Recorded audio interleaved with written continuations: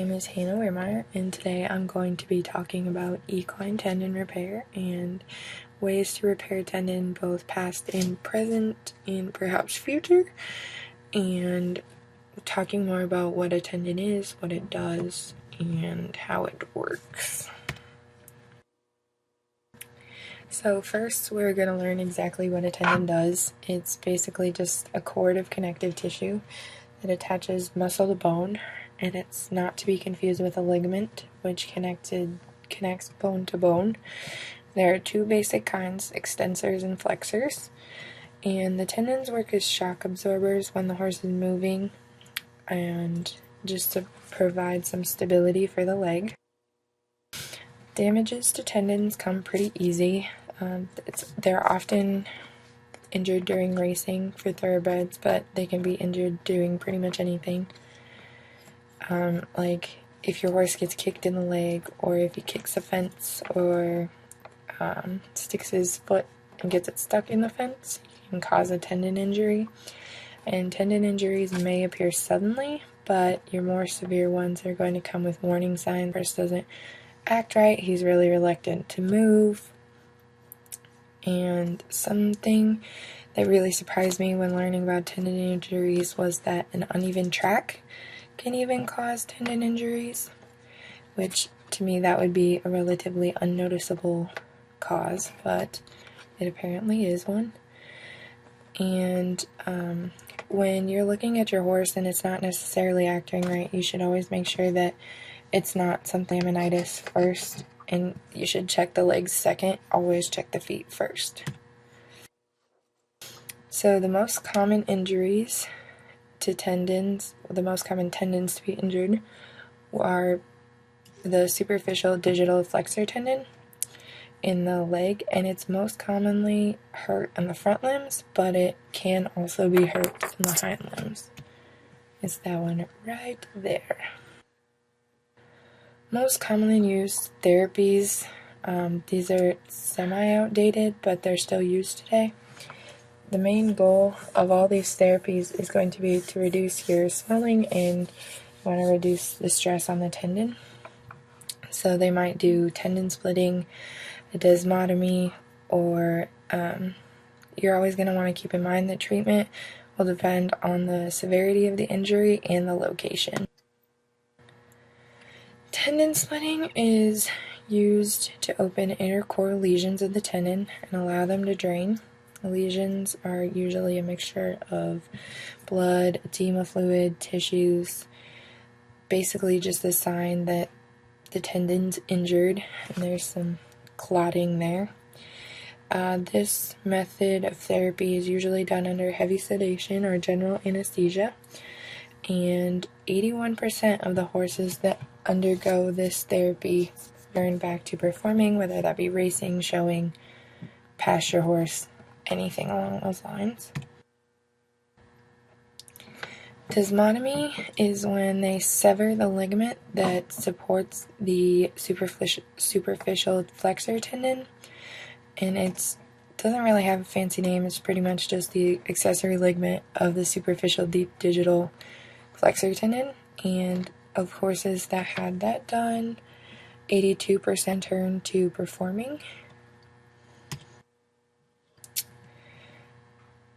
Science is trying to currently develop a method of treatment to return all horses that have tendon injuries back to performing, but they aren't quite there yet. But with the method that I will talk about in a little bit, they are very, very close. Modern therapy is pretty much stem cell research and grafting. I'm going to focus on stem cell injections. They use both bone marrow derived mesenchymal stem cells and adipose derived mesenchymal stem cells. Some have even tried using umbilical cord blood derived stem cells that were collected after birth. This kind of shows you what the process is of collecting the mesenchymal stem cells from bone marrow, and how it's applied. So they take the bone marrow from an injured horse and they take it out of the sternum, and then they isolate, identify, and expand equine mesenchymal stem cells. This can take a pretty long time, which is a downside to this therapy. Then they're going to resuspend, just basically put back in the stem cells into a bone marrow concentration, and then they're going to use an ultrasound to decide where they want to implant the stem cells, into the lesion or into a ligament or tendon. There's a lot that goes into this therapy. Some downsides to the therapy were that it takes a long time to culture and expand a horse's bone marrow-derived mesenchymal stem cells. It takes about 3 to 6 weeks. It's not as long for the bone marrow-derived stem cells, however, so that's good. Another thing is it takes very careful planning, and your timing is everything. Like, if your horse is injured, you would automatically assume that it's going to be better to implant stem cells earlier, but it really depends on the type of stem cells you're using, the severity of your injury, and the location of the injury on the injection site. And another downfall is that it's most likely going to be very expensive, because you're going to have veterinarian visits, you might have vet clinic stays, and you're definitely going to have some lab work to be done.